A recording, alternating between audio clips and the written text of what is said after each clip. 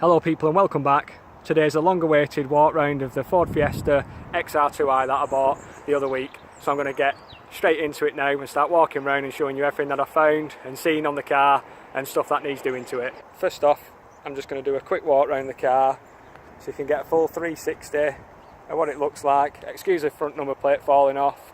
I've not put it there on purpose. It fell off when I was washing the car this morning. But as you can see, the car's sitting very low. I think it's a lot lower than it was on my Fiesta RS 1800. But that's going to be one of the first jobs, is get the suspension put to either standard height or get it lowered 25mm maximum. The wheels also need changing. I don't think they look that bad on this, but I've had a few comments already saying, when are you changing the wheels? First comments out of people's mouths. So that's the first 360. You can see the paintwork's lovely on this car. I'm going to get stuck into it now and start showing you all the little bits. The front headlamp's cracked, so I'm going to have to find one of them. I'm going to get a matching pair off the same vehicle so they match and they're not a different colour or faded any different. There's a bit of a scuff down here on the front near side corner of the car as well. The front fog lamps are cracked. They're made of glass. It's a common thing with them. Stone hit some, they'll crack and then they'll start condensating on the inside. I don't know if you can see there, but I'll just zoom in on it. The original green strip behind the blue strip, which shows this bumper's originally off an RS Turbo, but it's still a nice bumper. It's got an RS Turbo bonnet on it with a dint. You can't pick it up now it's clean. It was a lot more visible when it was dirty the other day. I'm going to put orange indicators back on this. The car's very low. It's got 15-inch Fiesta wheels, I think these are off, maybe a Mark 5 or a Mark 6, I'm not sure. It's got smoked indicators on, again they need to be made orange, but the car's looking lovely. As I come round to the back here, it's got Fiesta RS Turbo pop-out rear windows. All the little caps on them have gone rusty. It's just a case of popping them off and giving them a bit of a spray. Round the back of the car, it's had a new badge put on, not centre, which is driving me nuts, and it's got the world's biggest Ford badge on the back. I don't know whether that's off a Ranger or a wagon or something, but again, that needs to come off and find another one. It's got a nice exhaust on it. It's a bit noisy, but I think that might be down to the air filter that's on it. There's also a cap missing here and a bit of rust showing up around the rear wiper arm down at the base there where the rubber grommet is.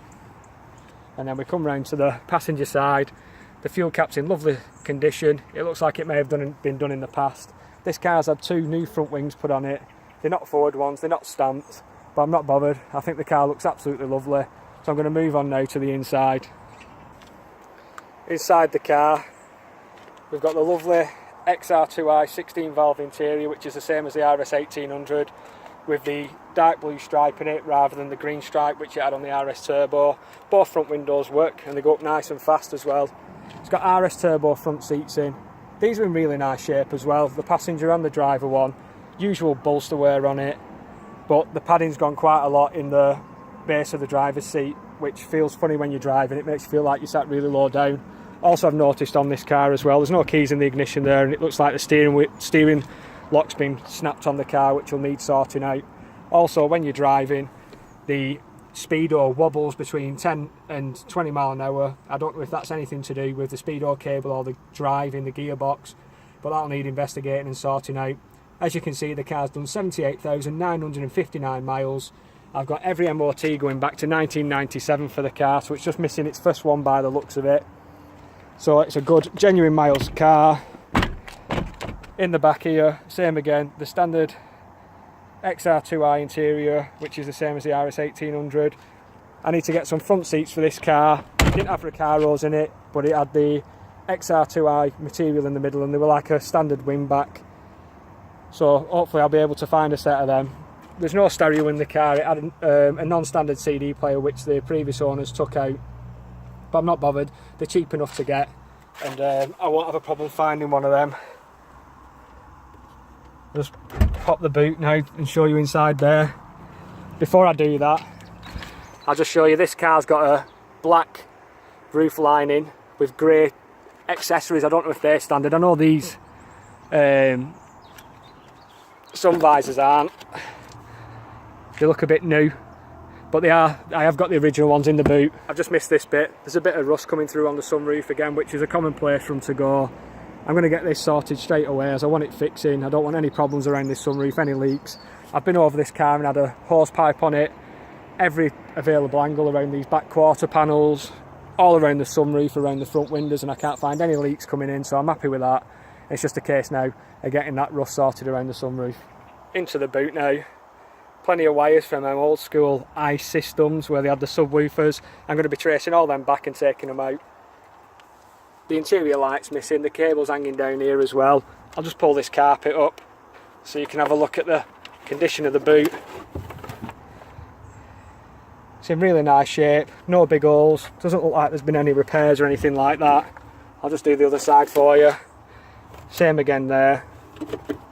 There's a little bit of rust coming through here on the back around the latch, but I'll get that sorted out. The contact looks fine, the boot opens perfectly as well. This back wiper, it's not even bolted on properly. I have tried it. It's usually a bad earth which is stopping that from working, but again that's an easy fix which I'll be able to do myself. We're back inside here.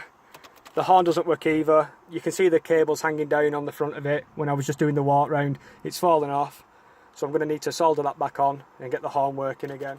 Another thing this car's got which my old one didn't have, the RS 1800, is when you leave the lights on, it's got that beep. Even though the old one was registered in 1993, it was a 1992 build date, so I don't know when they actually started putting that on, or if it's a bit of a common modification that people put on it. But again, it's a nice thing to have so you don't leave your lights on. These old cars, batteries do tend to go pretty easily, but that'll remind you to turn your lights off. I'm under the bonnet now. The antifreeze is very low.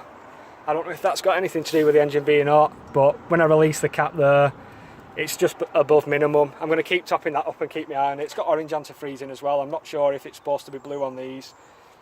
It's the trusty old 1.8 16 valve Z-Tech silver top. This is an 105 brake horsepower one rather than the 130 which was in the RS 1800.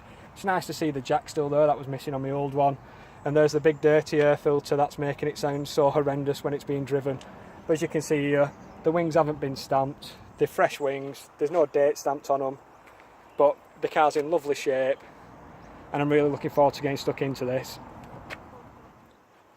With the car being so low at the moment, it's hard to get anything underneath it to show you the condition of the underside of the car, but as soon as I get it jacked up in the air when I do the suspension, I'll be showing you underneath it and showing you where it's been welded, all the little patches where it's been done. But I can tell you this car's really clean underneath, and it might be worth cleaning it all off and giving it a really good underseal. Well, that's been the walk round on the Fiesta XR2i 16 valve. I hope you've enjoyed this video. If you've got any comments or anything you'd like to say, put it in the comment section down below. Don't forget to hit that subscribe button and like button, and I'll see you in the next video.